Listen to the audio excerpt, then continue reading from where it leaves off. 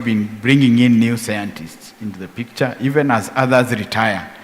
And that has an implication because in the near future, the number of innovations, the number of publications will certainly go down. Thank you very much. David? Yes, it's a difficult question, as well said. But I want to say like this: innovation is a process. Most of the time, the fundings we have for research, sometimes 1 year, sometimes 2 years, and maybe maximum 3 years. If you have developed an idea that you want to take to the next level, I think you need not less than 5 years of funding for you to be able to reach. I've had the opportunity to interact with, for example, if you Google a fish feed called Novak from Australia, which is now patented and being sold in Vietnam, a discussion with scientists from CSIRO tells me they worked on that feed for 15 years, consistent. And then they were able to make a breakthrough. And now they are able to sell the formula to others. So I think we need to rethink the funding for research so that we enable the main ideas that come so that they can be able to be taken to another level. I've moved through the young scientists, some of them. They are very bright ideas, but who moves them to the next level? Do we have funding to jumpstart them from there, or maybe link them to mentors who work with them? What journey? How long? I think that's where the challenge is. Professor Jenga? Thank you, Chair. I think I agree with my panel members that this is not an easy question, but in my opinion, I jotted 3 points. One, I think we need a better enabling environment. And what I mean here is, do we have enough infrastructure to enable innovation? So we need infrastructure which will enable the innovation. Because some of the innovation, for example, in the areas of human health research, need quite a bit of investment, and there has to be a dedication by the relevant authorities to provide those kind of infrastructure. Also, the human resource. Human resource is key if we are going to have innovation. Funding is key, and my colleagues have talked about funding. For example, in KEMRI, the funding that we get for research is 70% external. If I was to show you the kind of research we do, you'll be amazed by the funding we get from NIH, the funding we get from Wellcome Trust and Oxford and CDC and so forth. So, but what we get from the government of Kenya is mainly for emoluments, the salaries and so forth. So we need to increase our own resource mobilization so that we have more of our funding, so that we can do things and follow agenda that is our own, homegrown agenda. Like I showcased the IRG. IRG is our agenda. It's not externally driven, so we are doing this research for Kenya and for Kenyans. The final one, Chair, is our culture. So we need to develop at early age that culture of nurturing innovation. We don't have to wait until a child goes to do masters is when we are telling them about innovation. We need this culture early, at early age. I've gone to Japan, and it's amazing things you see children do in school. So they have this innovating culture. They are trained how to critically think. They don't have to be good English speakers. They speak Japanese. They are not good, but they innovate all the time. So talking English is not the only thing that we need to learn.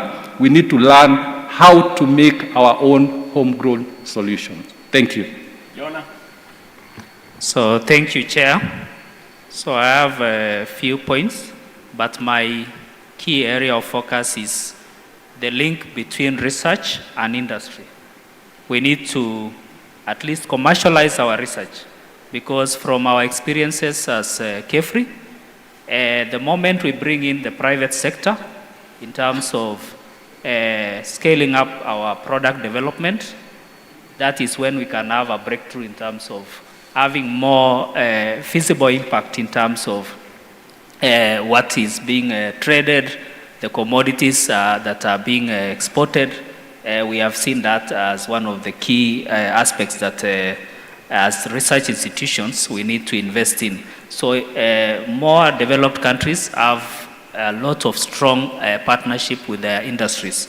So I think for Kenyan case, we need to focus that more on that aspect. Then issues of sustainability, because we mainly rely on funding, the exchequer funding, that maybe you can only be able to do maybe research for 1 year, and that is it. So those are some of the issues that we need to think about. How can we bring in the aspect of sustainability to ensure that what we develop have long-term effects and also impacts to the communities. Thank you, Prof. Ladies and gentlemen, thank you very much. Before I let this wonderful people leave, can we give them a clap, one big one? And I invite the cameraman to take them a picture. They got something to take home. Take a photo for them. That's the only present can give them. Thank you very much, ladies and gentlemen, for bearing with us. Thank you.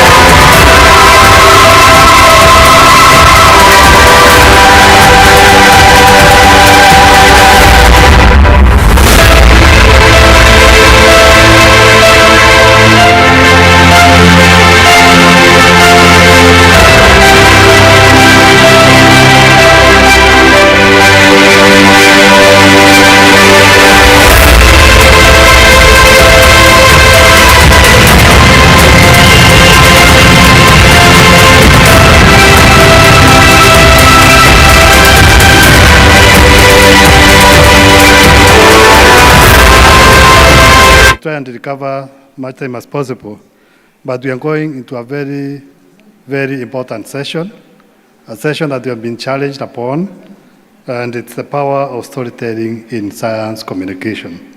The moderator for the session is Dr. Joy Owango, and I will request you please to come and moderate the next session. Let's welcome Joy Owango as she comes in.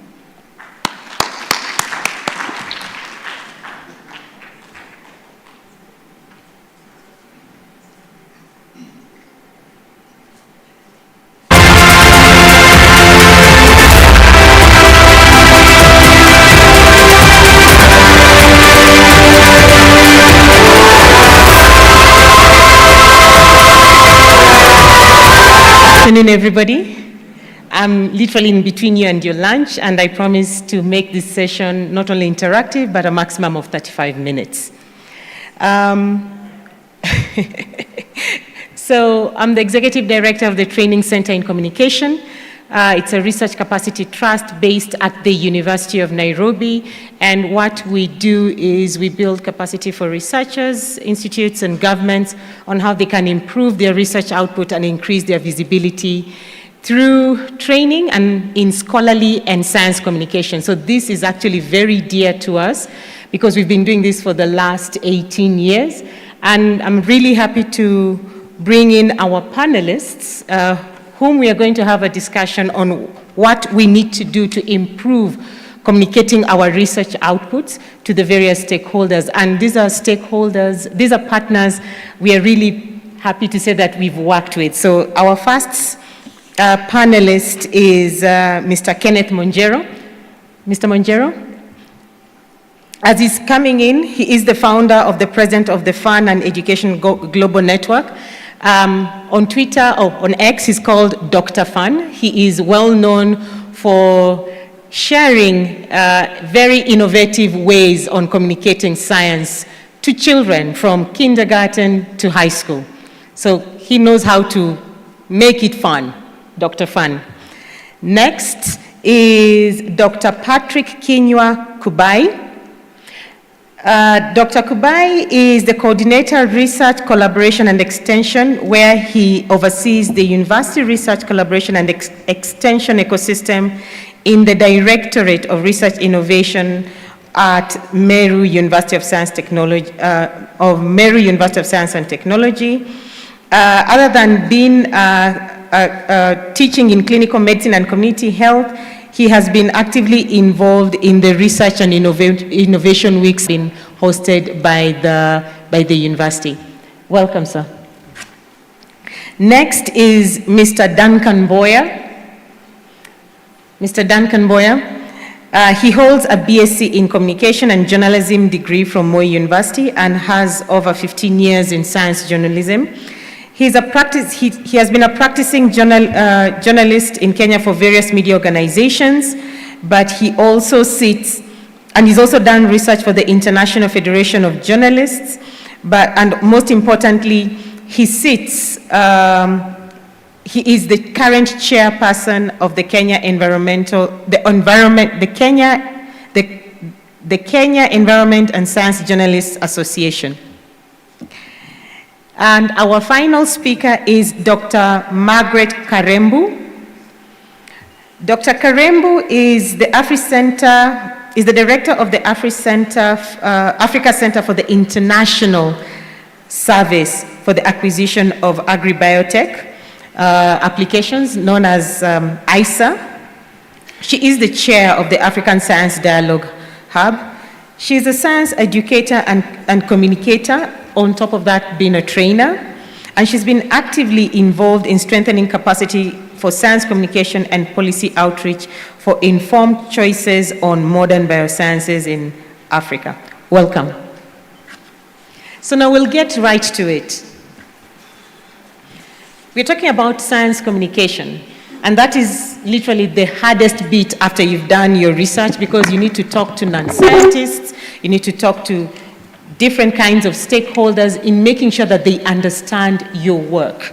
So to get right to it, we'd want the panelists to 1 minute each, we're in between them and their lunch. Introduce yourselves, and I've already introduced your institutions. Could you tell us and share with us, and could you demonstrate to us the work you've done in regards to science communication? 1 minute. Thank you so much. As it's been said, I work with the Kenya Agriculture and Livestock Research Organization at Biotechnology Research Institute. I also am the founder for Fun and Education Global Network. And what I've been doing is really to make science attractive. How can we attract? Because it's not only getting audience to really know what we're doing as research, but then how can we attract them to appreciate science? The other thing is looking at the uptake of STEM careers. It's really lagging behind. So are we complaining and waiting at the university uptake on those careers to say, what can we do? The best way is to attract and engage young people as early as primary school and high school to appreciate, and also to elevate them within the research arena. And that's what I've been doing, especially even within CalRO, to see how can young people appreciate what scientists are doing.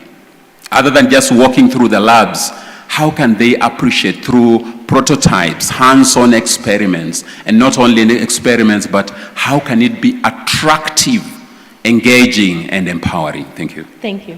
Yes. 1 minute. Thank you very much. For me, I do only very simple things. Our purpose in the directorate is one: demystifying, decoding, and ensuring that the information in form of graphicals, in form of charts, in form of the data we collect is delivered to the audience who need it. Because what has been happening in science is that we spend a lot of time in the laboratories doing which we don't deliver to our audience. Our audience needs to understand it in a short duration of time.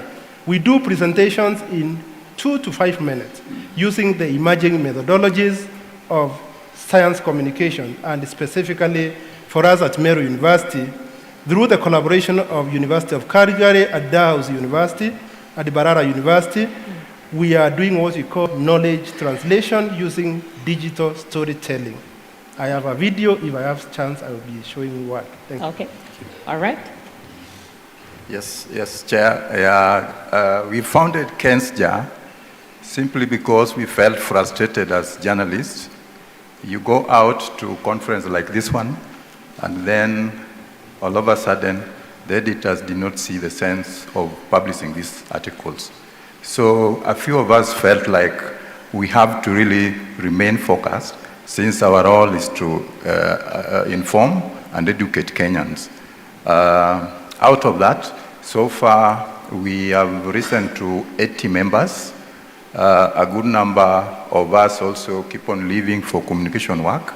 But what we can see from 2007, that we founded this association, we now have desks in the mainstream media houses.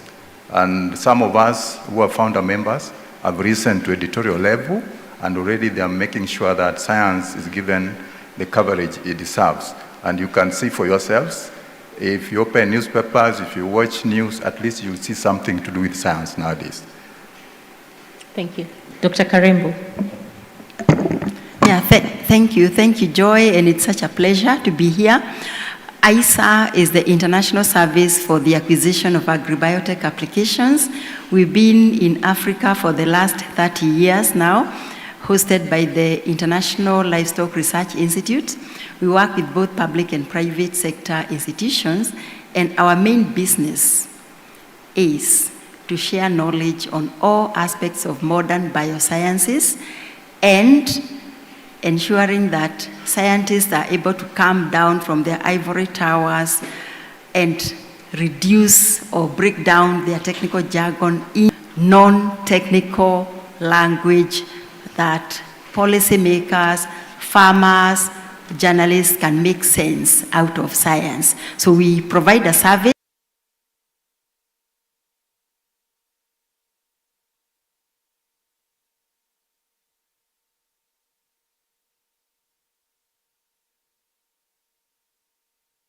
You mentioned something about digital storytelling. How does storytelling enhance the understanding and retention of scientific information among diverse research ecosystems? I was not able to mention all the guys. At Meru University, we have been able to train over 35 dons across the 8 faculties or across the 8 schools. So this digital storytelling methodology has been adopted for training our postgraduate students and for incorporating in our training. Number 2, we have been able to use digital storytelling to demystify science through imagery, audio, and we do scripts of between 300 to 500 words. And when you take that information there, people watch that movie, and in a short time, they can associate with the movie. And that is why, even in our homestays, we can get glued to the TV for many hours and understand what is happening, even without understanding the language. So if we can translate our science into pictorial elaborations or illustrations, you can really work. In University of Barara University, we had a project there which has been implemented to completion. And when we went for evaluation last year in April, we were able to get feedback from the community, and even if you go online, you will be able to get that. At Meru University, we have used digital storytelling to win grants from NIH, like we have won a grant on seeding lab, and one of the requirements was for us to do a digital story. And really, digital storytelling can help you to demystify science and make it simple. And even other STEM sciences, it can be used very well. So we have applied it, and the methodology is working. Thanks. So it means that also other universities can learn from you. Is there an opportunity for them to come for knowledge exchange on how you're going through your methodology on digital storytelling? Sure, we have been having trainings. Next year, January, first semester, we will be training around 25 members of staff. But I can request our partners, we get inclusion of other universities. Fantastic. To be precise, actually, we are 5 universities in Kenya. Kabarak University is a member of the team. Kenya Medical Training College. Then we have another institution. Kisii University was supposed to be with us. And there's another university. We were around 4 institutions from Kenya. So everybody, you know, there's a partner to work with to be taught on digital storytelling. Now, and because it works, clearly. So Dr. Karambu, how does storytelling enhance the understanding and retention of scientific information among diverse research ecosystems, bearing in mind the kind of work you've been doing in biosciences? Yeah, storytelling. When you imagine the stories we had from our grandmothers, they spoke in a language that we could really understand.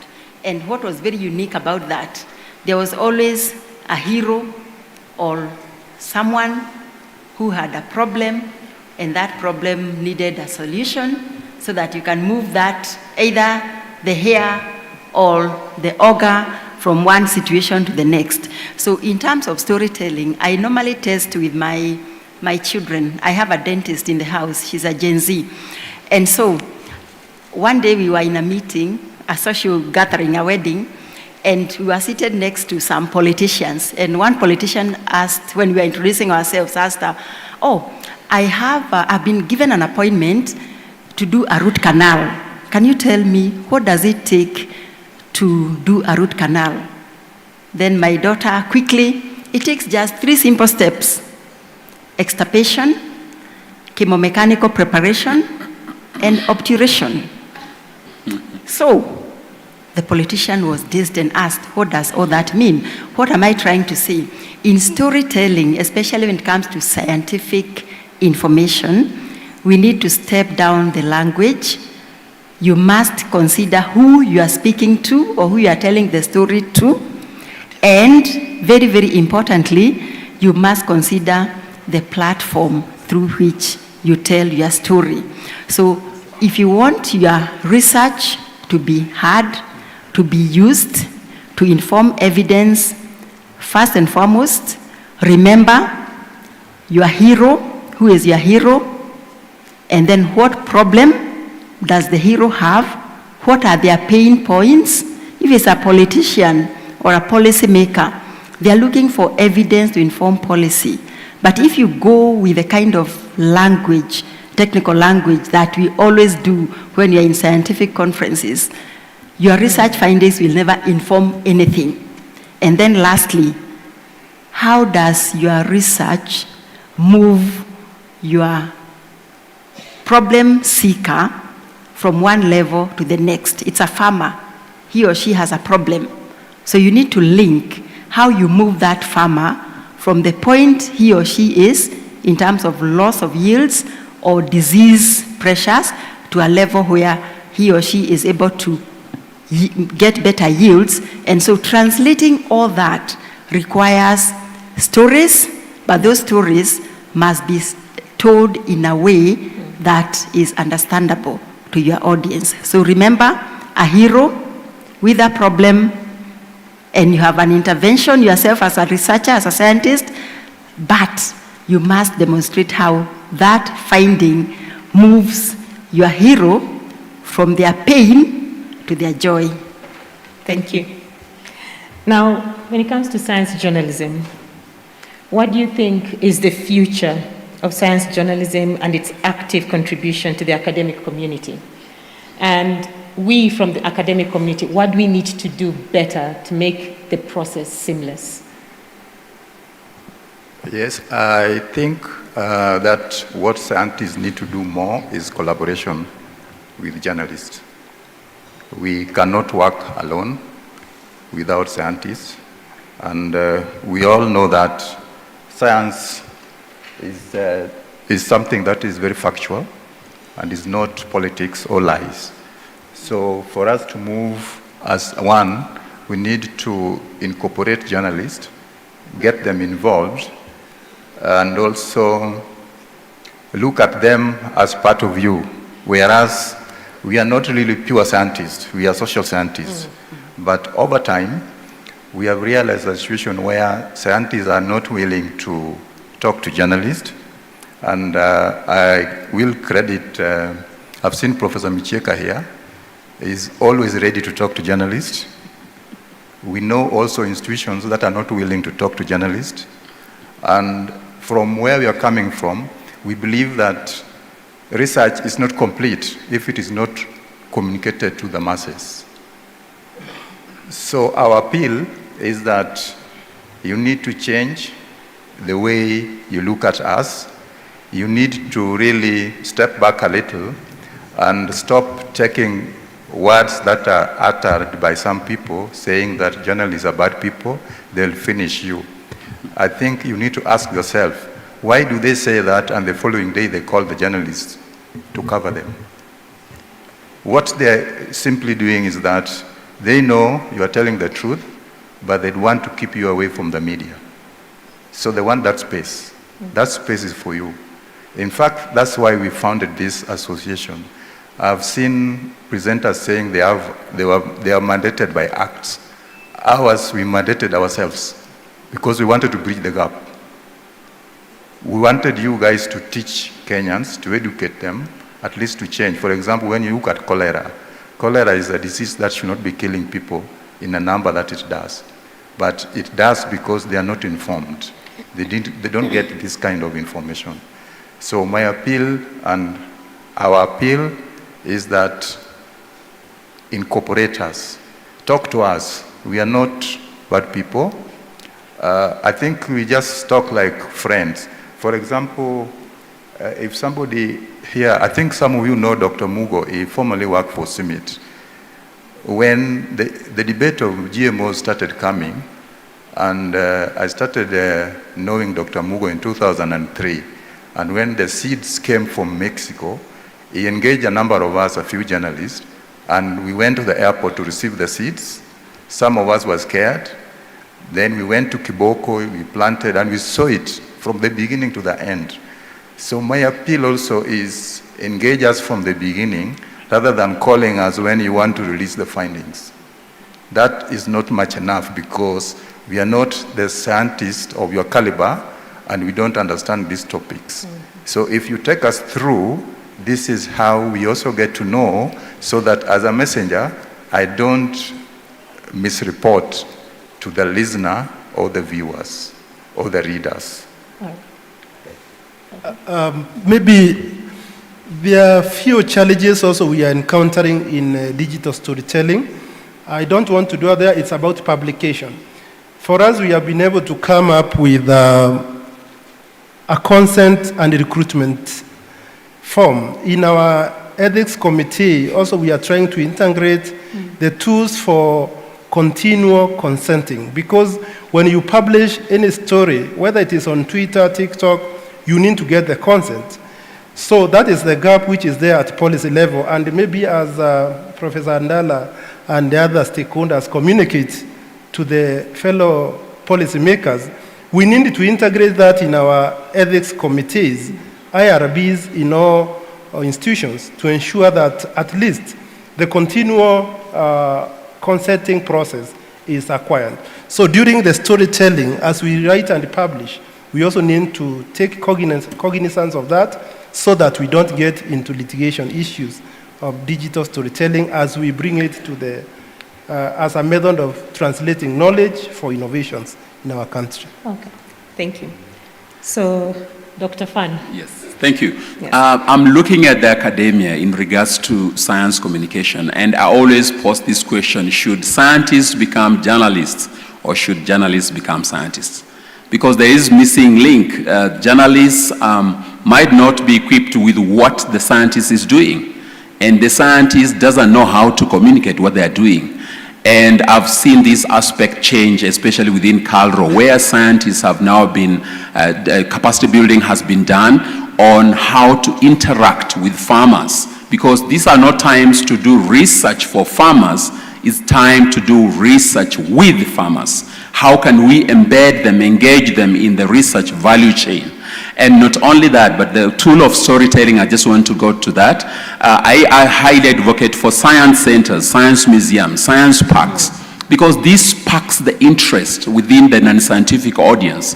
And science communication is a very key tool to engaging or to doing research with the various farmers. And I think also universities. I've not come across a university in Kenya. I only know of Stellenbosch University that is actually doing science communication at degree, at master's, at PhD level. So we really need to come to part to have a unit, not just communication, but real science communication. And within science centers, science parks, I think this sparks interest, like the way we have been doing at Calro with climate change, because I really advocate for climate awareness, climate change awareness before action. Otherwise, we'll force people to go into action. We'll have holidays for planting of trees, but no one will be there. People will be sleeping or going for holiday. Why? They don't understand what climate change is all about. And that's how we attract and engage every audience to really understand, have that empathy. And not even our children, our young learners. How can we make them know the magnitude of the problems that we identify? Parents are solving problems. When you talk about a learner to solve a problem, they think about a mathematical question or such. So how can we empower them with the critical thinking aspect of identifying a problem and actually working towards addressing the problem? Design thinking, critical thinking, and making it simple in such a way a primary school kid can know the pathway towards identifying a problem and solving the problem. Thank you. So the reality is, yes, we may not have universities that are providing science communication degrees, but we do have universities in the country that have made it a bit subject specific. So you'll have agricultural science communication at undergraduate to master's level. And we also have some of the universities that have health, science communication in health. So it has become subject specific, but I get your point that it needs to be open and multidisciplinary, such that it is not confined within the identified subject areas. Are there any questions from the audience? Would you like to know more about storytelling, what you need to do, any other innovative ways that you might have on storytelling? Or what do you expect from scientists to improve their communication? No mumbling outside. Yes, Knox. Remember, you're not going to mumble outside. You tell us what you want them to do to make it better.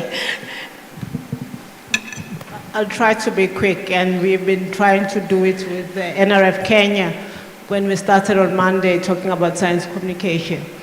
I think, yes, we need science communicators as a career, but I think the first instinct that should be taught to researchers is to communicate research to the public. Yes. Because the first instinct of researchers is to tell their peers, and they get awarded for that. So I think this is where the mess of communicating to the public. First instinct for research should be communicating to the public or stakeholders, not your own friends in your own research area.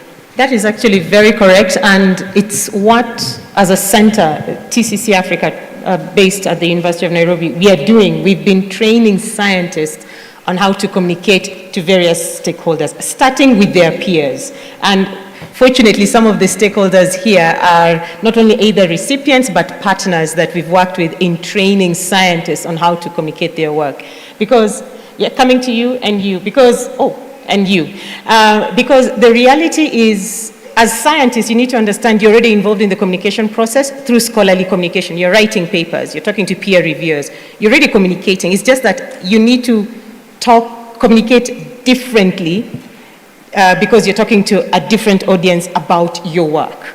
So there shouldn't be a fear about it, because that's what we always hear all the time, but an understanding that it's a different way of communicating the same work. There are 4 hands, and then they will answer. Yes. Where's the roving mic? Or should we? Yeah, there are 4. Okay. I have a question, and I think my question will be directed to the representative from Calro. Because I believe Calro had developed a lot of varieties, especially with the impacts of climate change. There are a lot of varieties that are developing every day, the ones that can be able to stand the impact of climate change. And most of this research are lying in publications. As you can see, when Cambry was presenting, you could see the graph, the concentration, the outputs, the research output was declining as years goes by, meaning that a lot of research, a lot of output has been produced out there. Is it that communication, the researchers are not communicating to the targets, like farmers, the one that you are developing these products for the farmers? And then we are not communicating to farmers, and that is what is leading to low uptake or low adoption of these research outputs. Like we can see, most farmers are still growing indigenous crops, the ones that are, with the impact of climate change, the environment is changing, the water levels are changing, the soil composition is changing, but they are not ready to adopt to the new varieties. Is it because they don't know why they should adopt for that? And then this also leads to a lot of misconception out there. Like for instance, as he was talking about when GMO, while the ban was lifted, there were a lot of misconception out there, but we didn't see researchers coming out and trying to explain to the public what exactly are these varieties, what exactly are these seeds. And now we leave it to our politicians to explain to the citizens. And now with that, there is a lot of misconception and the adoption rates continue to decrease, meaning that we'll continue researching, we'll continue giving research outputs, but it is not helping us as a nation. Is there a program that is allowing whatever we are researching, the output that are adopted at maybe farm level, as from Carol? Thank you. Thank you so much. I would say within Calro now we have fully fledged departments that are actually dealing with technology transfer. We have socio-economic scientists that are at par, especially, as I said earlier, we do not do research for, but we do research with. So it really, Calro has made a strategy to reach out to farmers, to identify issues that farmers are facing, and to regularly update them on the research pathway. And also the research grants that we receive are nowadays tailored to a whole value chain. So it's not just doing research and having a publication, but really looking at how do we scale up that. Calro is also working with private sector, public sector, in regards to either giving the technology to the ministry or otherwise giving the technology to private sector to really pick it up. And more so, we are now even having products within our own institutions. And that's how we have techno shops. So I would say we are really trying to speed to really do technology transfer. We are really trying up to speed to do partnership, and that's why we are really up to game in regards to farmers' field days and all that. But still, there is need to translate the research that's laying into publications into products. And that I really acknowledge NRF what they have done, really to come up and see what kind of research do we have and what kind of products are coming out and how can the industry pick up on that. Okay, Dr. Karambo, please also contribute to that. I will take 3 questions because it's your lunch, unless we want to sit. Yeah, thank you. 3 questions, yes. So one of the biggest challenges with translating research into products for society has been the business as usual model of doing research, but communication becomes an afterthought. For the longest period, we've been really putting a strong case for funders and development partners to consider communication as part and parcel of a research project.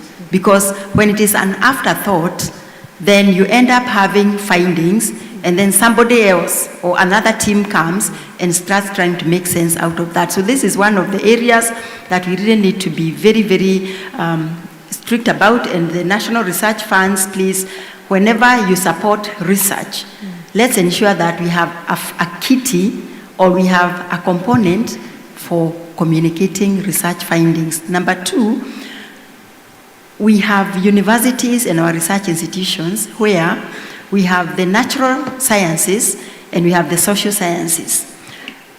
You'll be surprised that many have schools of mass communication and journalism, but the natural scientists are not even aware that they have resources they can use or skills they can use, because everybody is operating in silos, even within our universities. And so we've been encouraging researchers to visit the schools of journalism, find out how the language that you use can be transcribed into the language that the particular stakeholder you have in mind that can make sense of your research or that can use your research findings can use. Because if you're able to cross transdiscipline among our institutions, we are not short of skills in communication and we are not short of skills in research, but we must break that silo mentality. The last one, just three ones, is when Boya was talking about the media, I wanted to ask a question to the audience. How many of us here have a real friend journalist? If you're a scientist or a researcher and you have a friend who is a journalist, raise your hand. So do you see where the problem is? Because we don't cultivate any relationship with the media, and yet most of our stakeholders, including our policymakers, will get to know about scientific breakthroughs through the media. Because for scientists, we are very good at publications. It's good to get your paper in Nature and other high-ranking journals, but then that is not where the end users of your findings are. They will hear from the journalists, and most likely it will be miscommunicated because you have not cultivated any form of media relationship. And so in ISA, we've been running this program called a pairing program, where we are pairing scientists with journalists to establish relationships so that they come and visit your lab, they come and visit your research, and that way you work with them, and they don't necessarily have to report, but they get to understand what you do. And you also get our scientists, the ones who are in our program of science communication, visiting media houses so that they can understand the reality of news making. You know, news has to be sexy, it has to be packaged in such a way that it's a story, because you're talking to human beings. You're not talking to papers, you're not talking to machines, you're not talking to those lab equipments. Once you've done your research, think through my audience, and then please, before you leave or before you finish your research project, make sure you have a journalist who is your friend, who you can interact, who can help you in getting through to your audience, because communication is different from information sharing. When you share information, you package, I review proposals and I see so many of those. Oh, how will you disseminate findings? Oh, I'll do a pamphlet, I'll do a policy brief. Yes, good for policy briefs, but then that is not communication. Communication is about getting through some social interaction between yourself as a researcher and the user of your research findings. Okay. So 3 questions. We'll get all the 3 questions and then they will answer. So there's a gentleman here and the 2 at the back, and then that's it. Yes. Just a second, sir. Let them please ask all your questions and then you will answer them. Yes.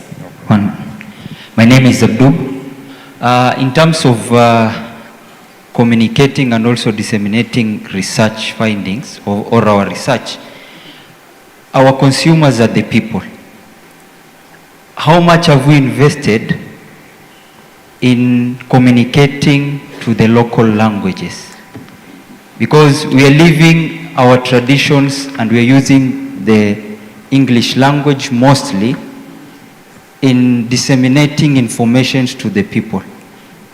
And yet we leave the common person who is really in need of the local language. Because we are taking an example of the coronavirus issue, that we disseminate information using the local languages. And it got to very far much information, and people were able to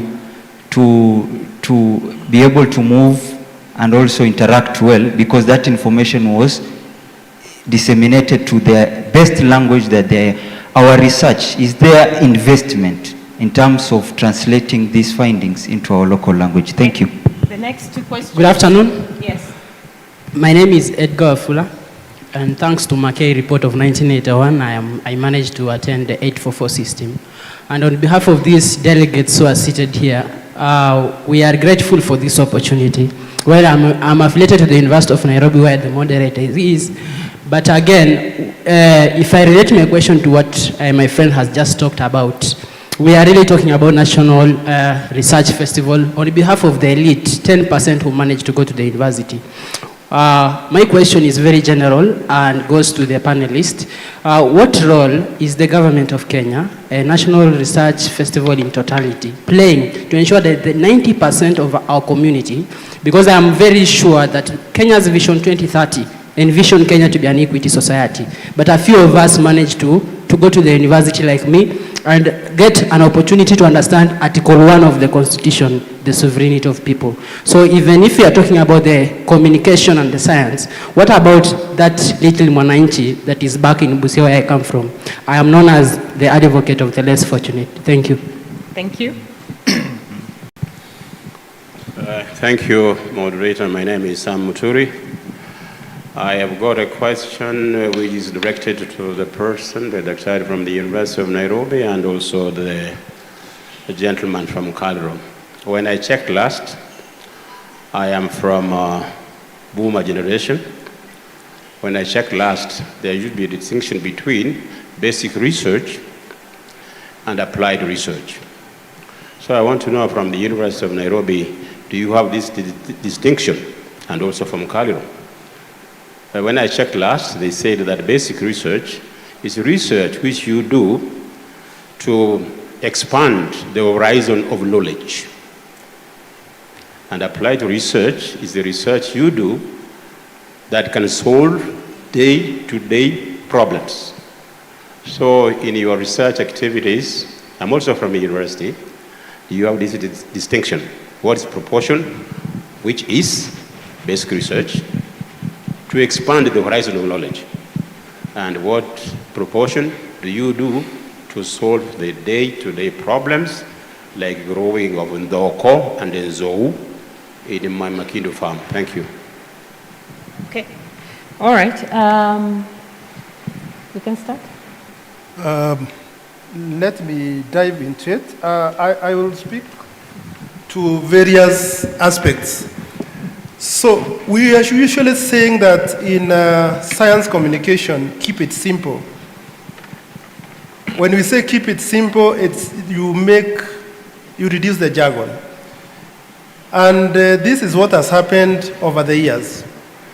Actually, these days we are saying publish and perish. People are not saying so much about that. Why are people not giving their story? And even when we leave this place, I know majority of you will remember all the stories you have heard than more what you have read.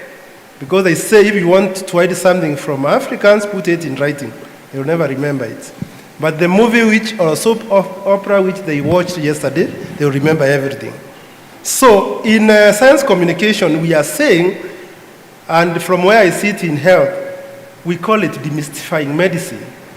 Because medicine is so difficult, if you go to our medical training schools, you will realize that as we are taught how to draw your head, indicate where the disease is. If it is on the leg, we draw that spot and indicate that is where we suspect the disease is until we confirm the diagnosis. This is what we call ruling out the diagnosis. So it's the same case in digital storytelling or in science communication.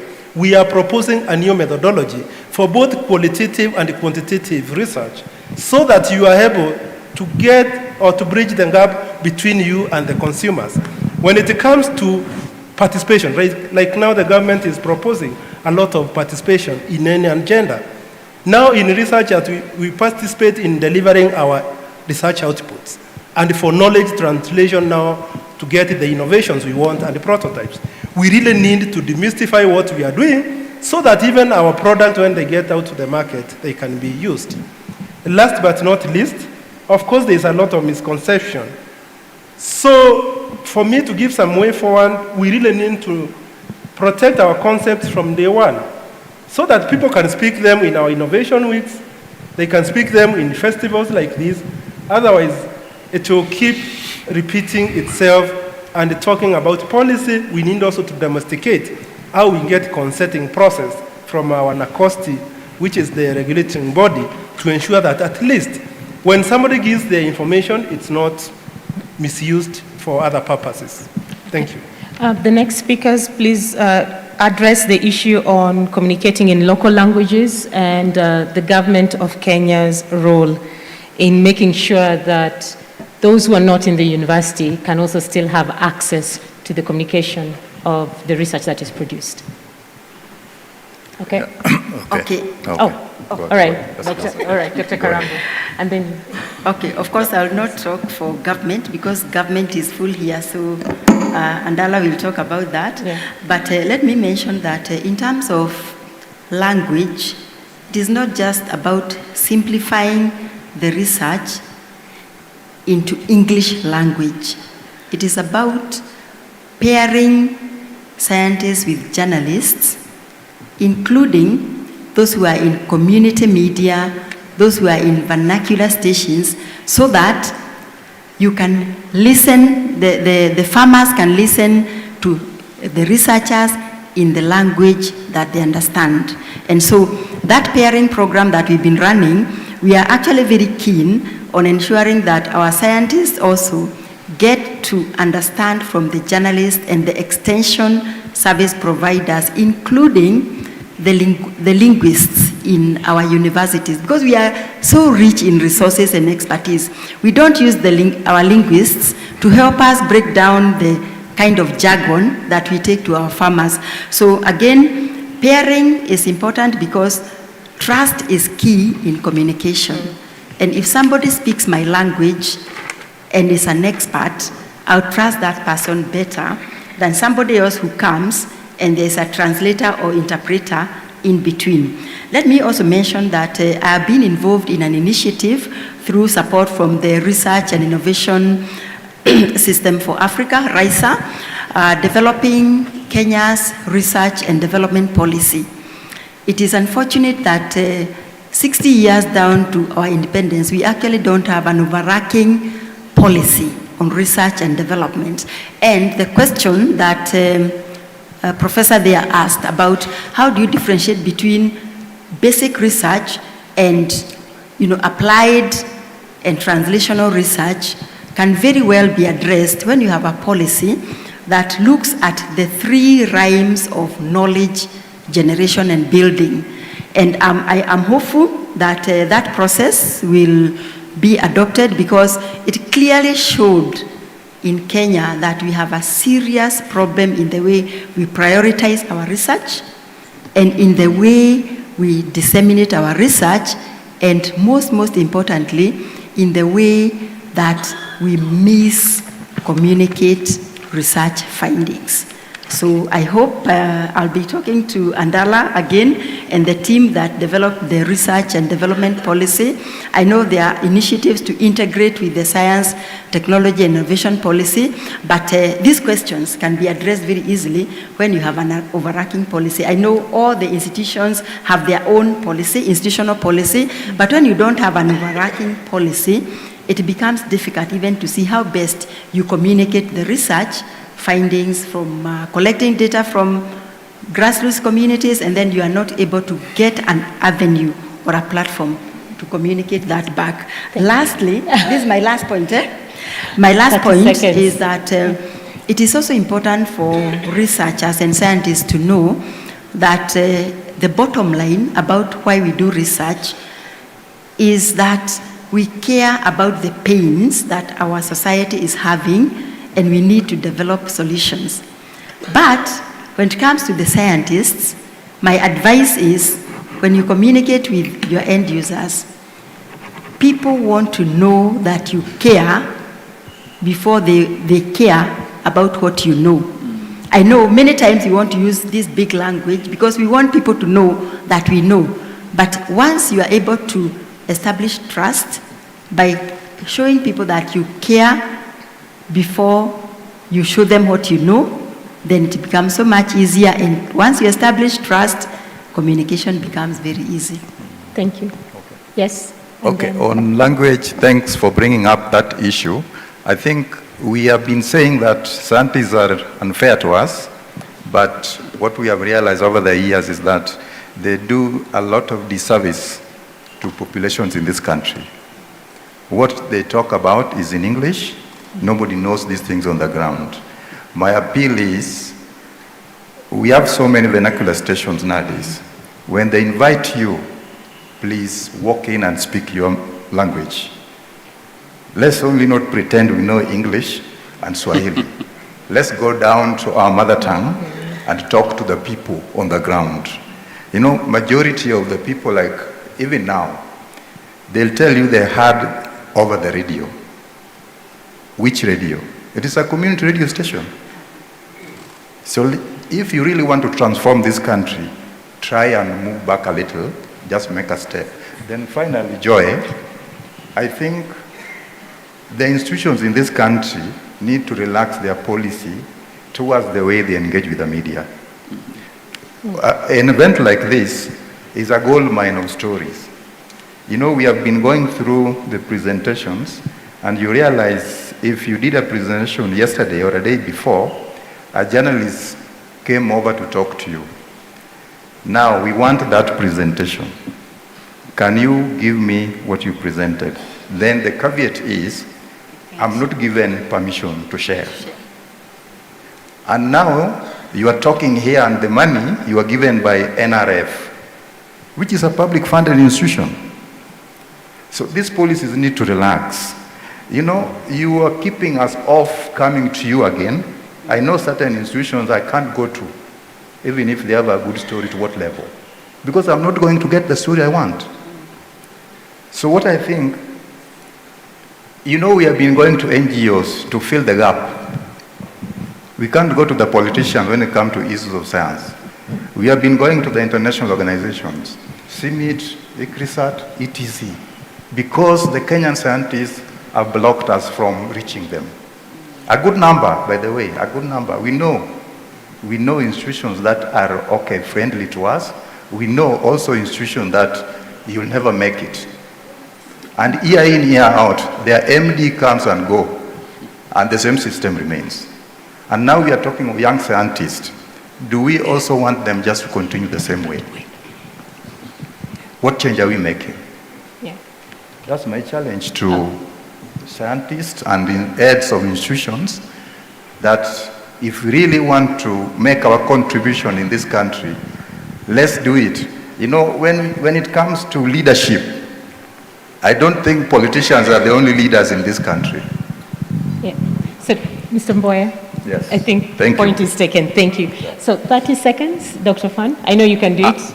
A quick one, especially on translation of technologies and research. CalRO has done well because we have videos, simplified videos that are tailored to vernacular languages as well as Swahili. And even if you visit our centers, you'll find English and Swahili both on our display. And number two, on basic and applied research, indeed, basic research advises on applied research. Like we've been looking on interaction of microbes and all that, and then now looking at their significance in our local environment and all that. So, but then applied research is very key because we're really looking at what are issues that we are facing in regards to farming and how can we address that to really address issue of food security, climate change and all that. So both are applied, and more so partnership with universities that dwell more into basic research and then scaling it up to applied research. Thank you. Thank you so much. So thank you so much, colleagues. And I need to wind up. Yeah. 20 seconds. 20 seconds. 20 seconds, yeah. The Gen Z revolution has also taught us something very important, the power of social media. Right. And scientists are very shy in communicating their findings in social media. I'm challenging all of us. If you don't have a Twitter handle, please, as a researcher, have one, because that is where the generation that is going to consume your research products are. Thank you. All right. So now, I'm really winding up. So this is our key take-home messages. Number one, we need to look at digital stories as a way of communicating our work, also including local language, and yes, we can actually take advantage of digital story. Take advantage of our community radio stations. Speak in your bad Luo, Kikuyu, Turkana, Borana, when you're speaking in those local languages, because you end up reaching a larger audience. Let's not wait for a pandemic for us to start speaking in our local languages. It needs to be part of our ecosystem. And also, we need to be collaborative as scientists when you're working with journalists. Start from the beginning. And also for the funders who are here, include communication, not as a by the way, because this has been a fight for decades, but as part of the process. The way you're going to pay publication fees include science communication and give various levels of science communication, because you're already demanding for data management plans, you should also demand for science communication outputs in various platforms. And you are in a position of power to influence that change within institutions. And finally, what has come across from everyone is that the whole process of science communication and interacting with journalists and scientists needs integrity. We need to have elements of research integrity. In some cases, we are sharing data. We need to be very mindful of how we share that work, and we need to build trust with our verificator, our findings. Thank you so much for your time and your patience. Thank you.